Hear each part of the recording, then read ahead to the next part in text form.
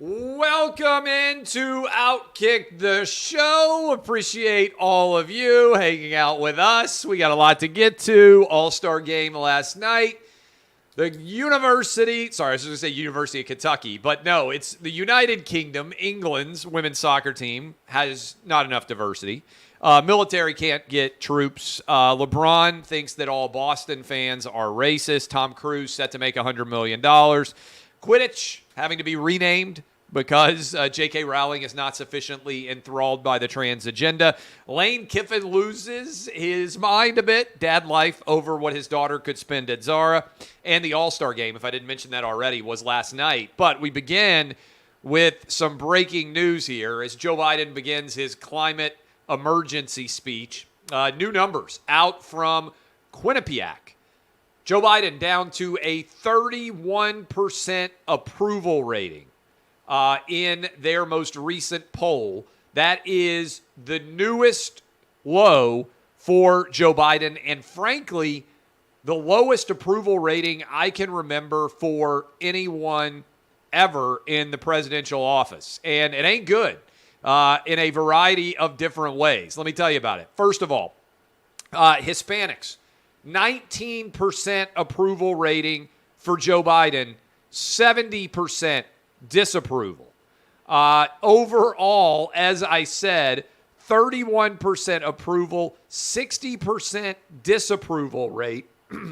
Joe Biden with a 67% disapproval rate among independents. Also, a 67% disapproval rate among men. Even women have finally turned on Joe Biden. The even four-year college degree holders have turned on Joe Biden. Everyone disapproves of Joe Biden at a level, frankly, that we have never seen before in the presidency.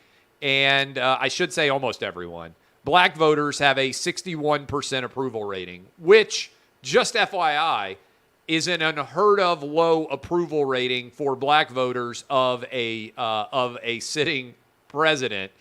So that is the newest Quinnipiac poll, hot off the presses. I am reading from it right now as I am talking to all of you. So congrats to Joe Biden on managing to unite the country. He told us all that when he became president, he was going to unite the country. I do not believe that he thought he was going to unite the country in mass agreement that he is awful at being president, but his numbers continue to fall. I didn't even think it was possible, given how much sort of 50-50-ish the universe that we live in right now. I thought that 50% of the population, basically, no matter what, would stand behind you. Joe Biden hitting a new low, 31%. Congrats on pulling off the virtually impossible. Last night's All-Star game, I thought was phenomenal. I watched it. 9th straight year the AL has won. They did a great job of bringing in, miking players and allowing them to talk. I thought the coolest moment of the All-Star game was when they were talking, John Smoltz was with the pitcher on the mound, asking him to throw particular pitches and then reacting in gleeful enjoyment when those pitches were successful. 3-2 AL win. Major League Baseball has a lot of issues, but I've talked about this a great deal over the past several years with all of you. I've become a baseball fan again. And I became a baseball fan through my middle son, who is now a monster Atlanta Braves fan. And so we went down and watched 6 straight Atlanta Braves games earlier in the year. Had an amazing time there. The Atlanta Braves games are on every single night in my house. And I enjoy watching Major League Baseball now through my kids who play baseball, obviously, but just an awful lot of fun. There is a dearth of sports. I believe the Vegas Raiders went back to camp today.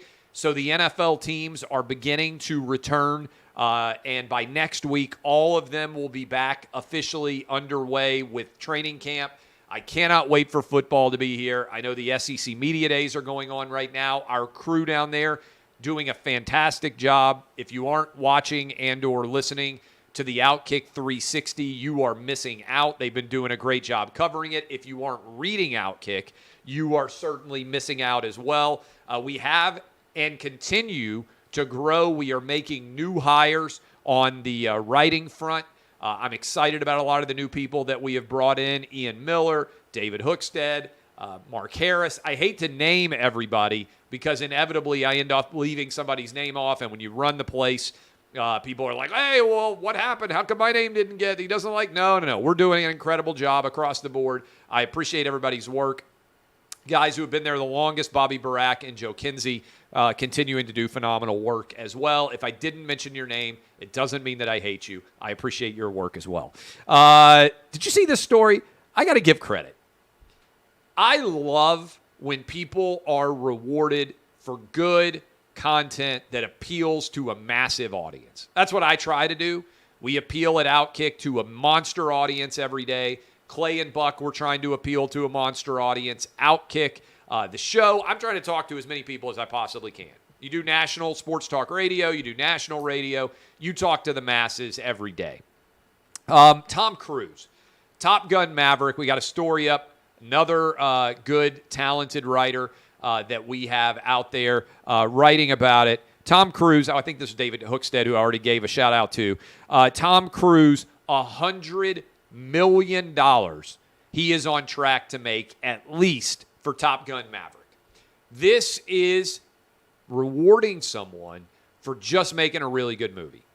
Don't need to reinvent the wheel. You don't need to have all this woke ideology in it. Just have a pro-America, let's all go enjoy a fantastic movie, and people are responding to it overwhelmingly. Americans, white, black, Asian, and Hispanic, hate woke people. They are the least popular people in America today, yet they are dictating to all of us what we consume on a day-to-day basis. Tom Cruise on track to make over $100 million, his most successful movie ever, Top Gun Maverick, because it's anti-woke, because it's pro-America, it's hitting at the right time. And I'm here to tell you, got a lot of politicians who watch this, got a lot of politician staff who listen to this. This is what America wants. America is desperately in favor of anti-woke content. I did it at Outkick. People say, hey, how did you build Outkick and have such a big audience there? Because there's a knife fight for everybody out there in sports media who wants to argue about how awful America is. The woke community, they're fighting every single day. They're 20 or 25% of the overall population. Meanwhile, Outkick is serving the 75 or 80% of people who are like, America's awesome. That's what Top Gun Maverick did. It still astounds me that we have almost no competition at Outkick. Tens of millions of people consuming our content every single month, and we keep growing like gangbusters because there's a desperate demand for what we are putting out there. And the Top Gun Maverick success for Tom Cruise came from being defined anti-woke and serving everyone. Republican, Democrat, Independent. You go to that movie, you left feeling better about America and enjoying it. Props to Tom Cruise on the big hit. What's the opposite of pro-America right now? It's the way that the military is trying to recruit. The military has embraced woke ideology. They're out there saying, have you seen some of these new ads? Oh, we really care about your pronouns. I don't care about your pronouns. I really don't. What I want in my military is a simple, definitive goal.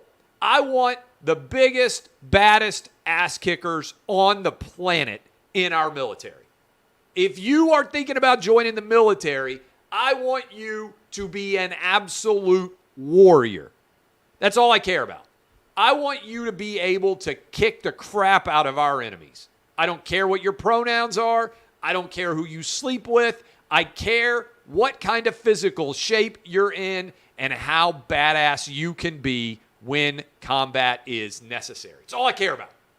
That's the goal of the job. Our military can't fill itself. They can't get enough people to come into the military. I believe a big reason why is because they've gone woke. Our adversaries are not going woke. China ain't putting out recruiting videos for their military talking about their pronouns and their diversity and inclusion policies. I don't care about any of that. I care about, are we hiring and training badasses? Everything that the woke virus touches, it destroys, including, unfortunately, our military's recruitment goals. Get back to selling the military as a badass institution. Get away from talking about how awful America is and how racist America is and how much you love your pronouns. I don't care about any of it, nor does anybody who is out there that the military is trying to recruit. Speaking of which, this ties in. I woke up this morning, sound like I'm talking about the Sopranos. Woke up this morning. I can't sing, but you probably remember that song. As they started the Sopranos. Great song. I saw this morning when I started, and I said, my goodness, what a way to start my morning. The New York Times bought The Athletic. The Athletic was a failing subscription website that has lost hundreds of millions of dollars, has a lot of woke sports writers there. New York Times bailed them out. This was written in The Athletic this morning. England's women's soccer team has been successful in recent years, but the team doesn't look like the country it represents. I'm reading from the Athletic headline right now. Its players are almost all white, and it has a long way to go to improve diversity. That's the headline from the Athletic, the UK edition. And then it has a picture of white girls that are on the English soccer team. First of all, England, I hate to break this to you, they got a lot of white people in that country. If you walk around the English streets, I don't know what the exact numbers are, but I think around 90% of England is white. So almost every athletic team, just based on the race of the average English person, would, believe it or not, be white. But I don't care. The goal of a sports team, I like to just strip down and go right to the essence of what the goal of an athletic team is. What is it? To win. The women's soccer team in England has been, as the tagline says, very successful. Why do we care what the race is of the English women's soccer team? All we should care about is the team dominant? Are they capable of going out and kicking the crap out of everyone else out there? If the answer is yes, that's the goal. No one sits around and points out that many of our athletic teams, even in a cosmetically diverse country like the United States, are not perfectly representative of the overall population. The NBA overwhelmingly is made up of black men, far in excess of the black population. The NHL overwhelmingly is made up of white men, far in excess of the overall population. That isn't because the NHL and the NBA are racist. It's because the best people get those jobs. If you wanted, and I wrote this in my book, which I would encourage a lot of you to go read, Republicans Buy Sneakers Too. I'm working on a new book now. Going to be out next year at some point. But Republicans Buy Sneakers Too, I had a big part where I discussed the cosmetic diversity illusion. And I said, hey, you know what? NFL teams are not remotely representative of the overall population. If you were super woke and you owned an NFL franchise, you could say to yourself, you know what I'm going to do? I'm going to ensure that my football team perfectly reflects the racial and the sexual makeup of this country. I'm going to make sure that 60 some odd percent of my team is white. I'm going to make sure that 13% of them are Hispanic. I'm going to make sure that 12% of them are black, 4% are Asian, and I'm going to make sure that half of my team is female, because NFL teams right now are totally overlooking women.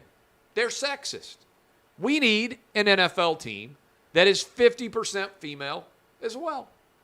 That NFL team would perfectly reflect the existing American population. It could not be a more perfect representation of American demographics. That NFL team would lose every single game, and they probably would lose every game by 50 or more, and most games they would never score a touchdown.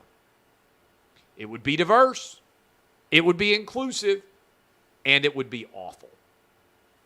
The goal of whatever entity is out there, the military, a sporting team, a business, should be to be the best possible version of itself.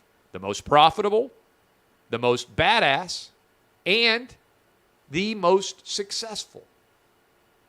Cosmetic diversity does not lead to those results.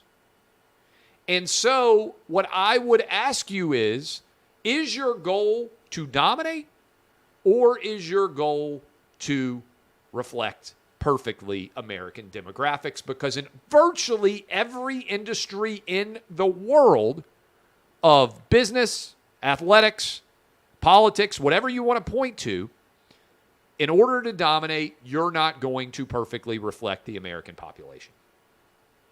And it's like no one will even point it out. And what I would say about this UK article is the only group that ever gets criticized for this is white people. There would never be an article saying the U.S. men's Olympic basketball team is too black. Why not? Because the goal is to have the best team on the court, regardless of background. Now, if you're selling me on the idea that the team would be better and is overlooking more talented players, then what I would say is that's a flaw in your overall system. But by and large, athletics does a pretty good job of finding the most talented players, since if you don't get them, somebody else will. And then they will use them to beat your ass. That's how college football got integrated. Sam Bam Cunningham ran all over the field against University of Alabama back in the day. And Bear Bryant said, you know what? Maybe we need to have a little bit more diverse football team. Get the best talent and put them in positions to win in business, in life, in the military, wherever it is, to create the best possible organizations. Success will follow. The idea that you want athletics or the military or anywhere to perfectly approximate and reflect what existing society represents demographically is a surefire way to guarantee that you lose, because talent in virtually every field is not going to perfectly mirror whatever American demographics are, at least in my experience. Kick ass. That's the goal. Win as many games, kick the ass of your opponents in the military, make yourself as wildly profitable as you can, and win in the game of capitalism. Competition begets dominance. The more competitive you are, the better you become. But you cannot be focused on cosmetic issues when it comes to incredibly competitive endeavors.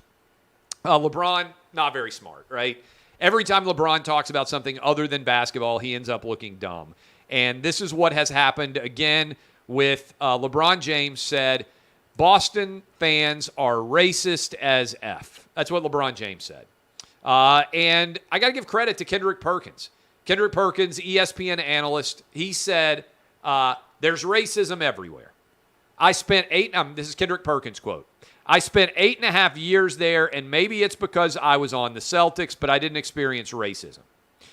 He says that Boston fans can be aggressive and can go overboard, but he doesn't agree with the fact that they are racist. The fans in Boston, this is Kendrick Perkins, do cross the line and hit below the belt when it comes to being disrespectful. But he said, I've never dealt with racism in Boston. And then Kendrick Perkins made a really salient and perceptive point. He said, hey, LeBron, if you think Boston fans are racist as F, why would you want to have ownership in an organization with a city that's racist? You own a percentage of the Boston Red Sox. So he asked of LeBron James, his perspective is a smart one. Quote from Kendrick Perkins. Do we overlook the bigger picture when it comes down to actually making money? If we're going to sit on here on one hand and say the fans of Boston are racist, but on the other hand, you own a percentage of the Boston Red Sox, I'm kind of confused in that aspect. Anthony Ferris, I'm reading from his article right now up on Outkick.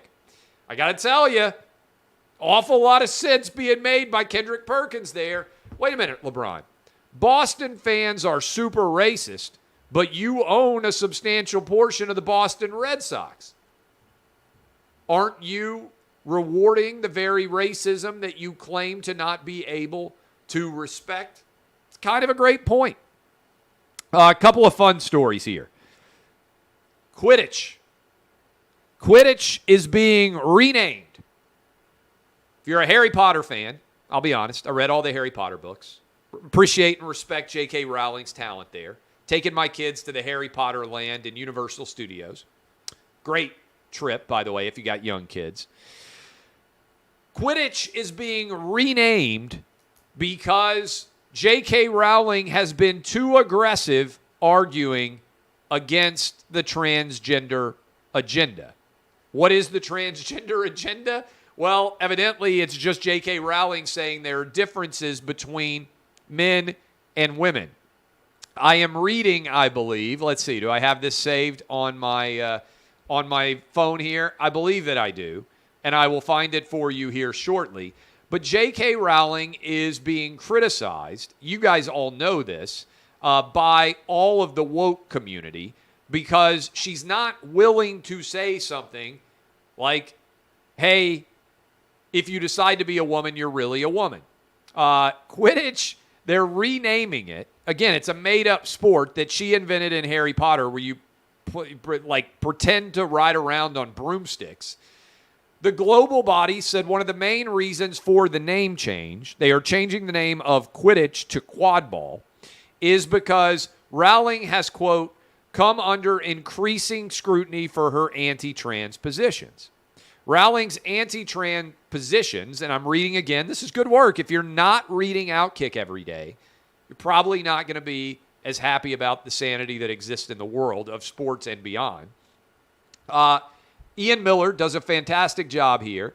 Rowling's anti-trans positions actually say that women are turning a blind eye to the naked misogyny of the gender identity movement and the threat it poses to the rights of women and girls.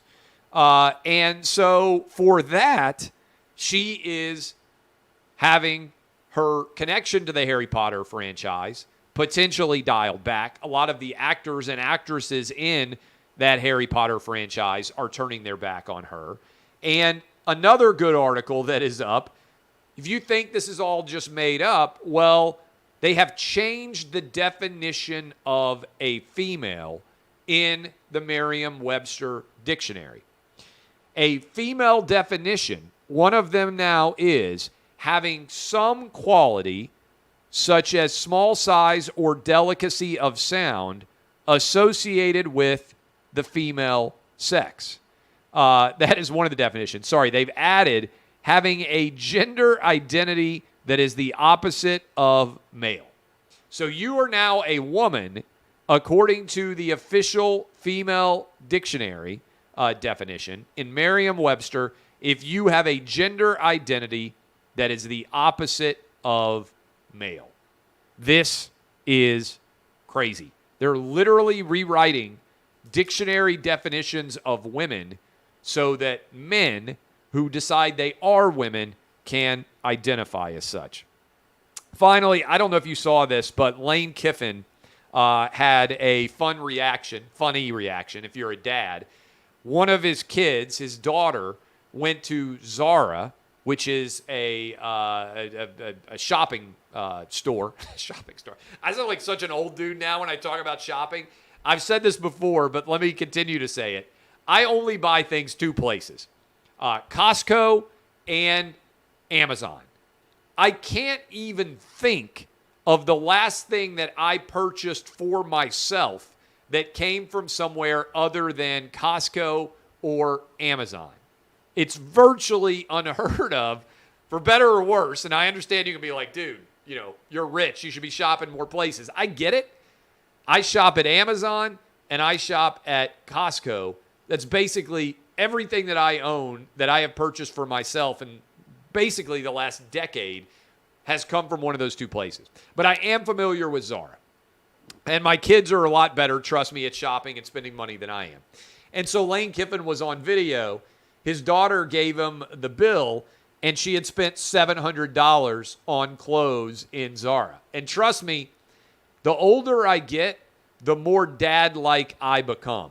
The most dad thing that I do is on a daily basis, I walk around flipping off the lights everywhere.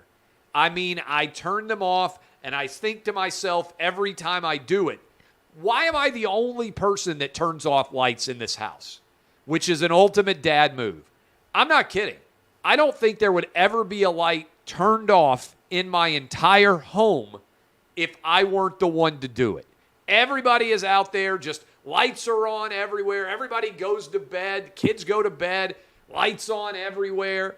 And I just walk around turning off lights all the time. I don't know how much I save by turning off all the lights, but I do turn them off because if nobody's in the room, and I keep having to tell my kids this, there's no point in having the light on. I don't know why no child on the planet can ever register this. If I'm not going to be in the room, turn the light off.